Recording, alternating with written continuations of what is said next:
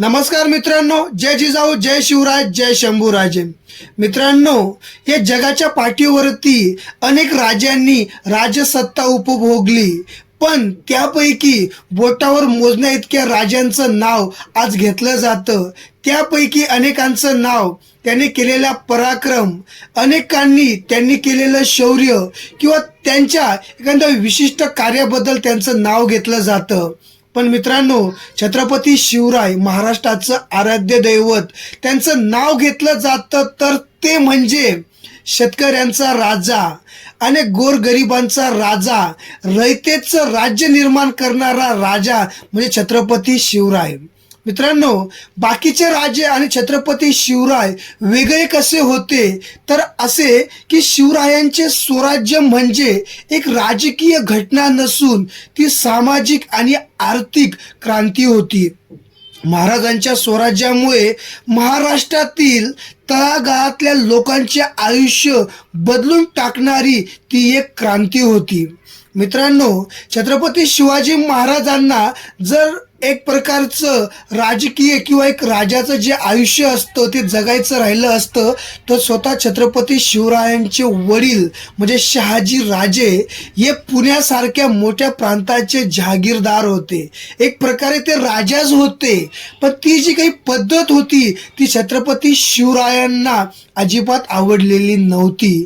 त्यावेळेस छत्रपती शिवरायांच्या म्हणजे शिवराज्याच्या पूर्व काळामध्ये शेतकऱ्यांची जी काही परिस्थिती होती ती अतिशय हलाखीची होती.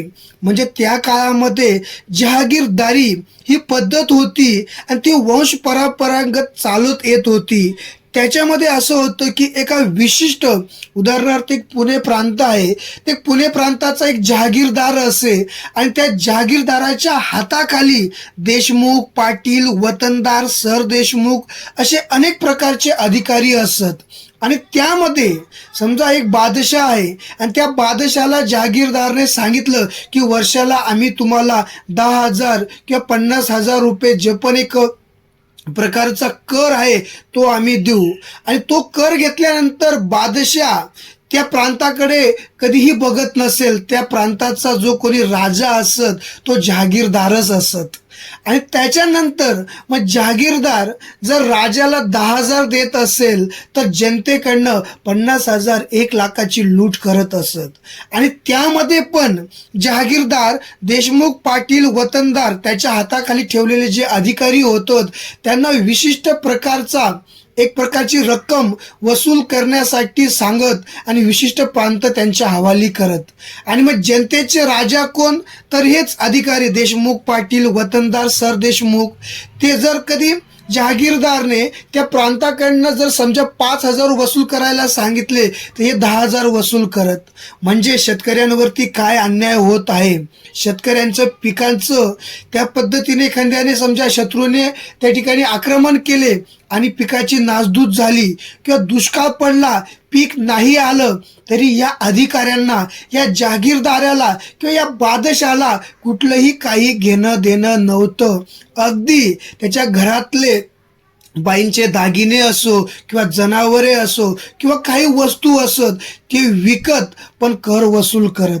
पण मित्रांनो, छत्रपती शिवरायांचं स्वराज्य आल्यानंतर छत्रपती शिवाजी महाराजांनी आपलं स्वराज्य तर वाढवलंच, एक राजकीय पद्धतीने अष्टप्रधान मंडळ स्थापन करून स्वराज्य राज्य कसं चालवावं हे तर निर्माण केलंच. पण त्याच पद्धतीने ज्या राज्यावरती, ज्या जनतेवरती आपण राज्य करणार आहोत ती रयत आपली रयत आहे, ते शेतकरी आपले आहेत असं समजून स्वराज्यानंतर महाराजांनी जहागिरी पद्धत बंद केली. सर्व सैनिक हे कोणत्याही जहागीरदाराचे किंवा वतनदाराचे सैनिक नसून ते स्वराज्याचे सैनिक झाले. कर पद्धत ही गाव, प्रांत आणि स्वराज्य अशा पद्धतीने एक विस्थापित करण्यात आली. म्हणजे सत्तेचे विकेंद्रीकरण महाराजांनी केले. महसूल गोळा करण्यासाठी सरकारी कारकून नेमण्यात आले.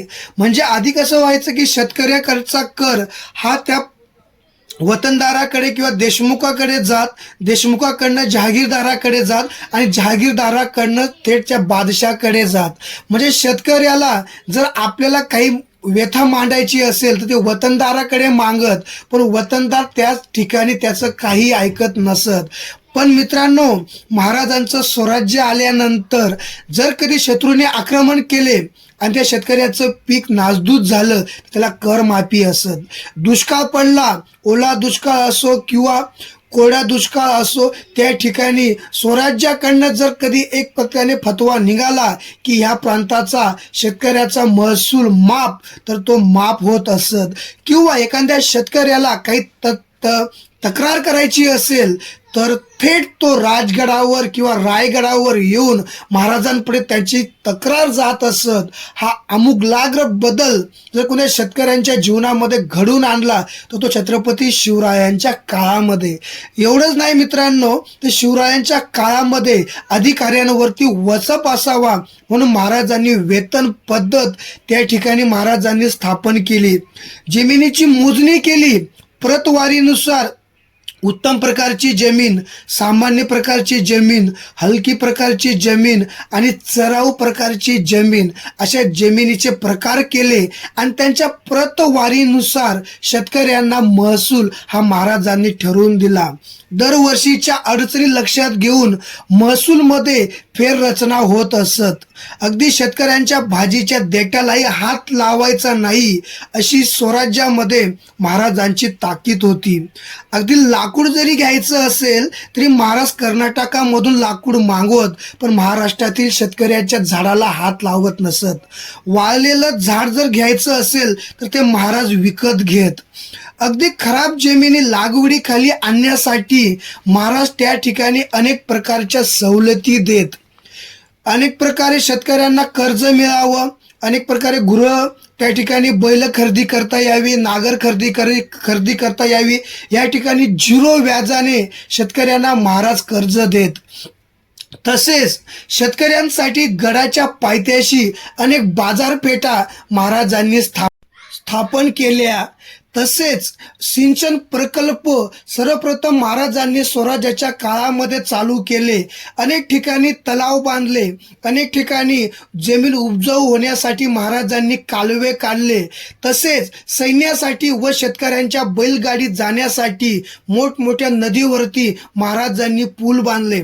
मित्रांनो, महाराज छत्रपती शिवरायांचं स्वराज्य आणि शेतकरी एक प्रकारची सांगड महाराजांनी कशी घातली, तर महाराजांच्या स्वराज्यामध्ये जे सैनिक होते त्यातील 70 ते 80% सैनिक हे शेतकरी होते. आणि पावसाळ्याचा काळ चालू झाल्यानंतर हे सैनिक त्या ठिकाणी शेती करत आणि शेती झाल्यानंतर परत सैन्यामध्ये येऊन महाराजांच्या युद्ध कार्यामध्ये सामील होत असत. पुरंदरचा तह मित्रांनो महाराजांनी ठरवलं असतं तर अनेक युक्त्या लढून त्या ठिकाणी महाराजांनी तो तह न करता त्या ठिकाणी विजय प्राप्त केला असता.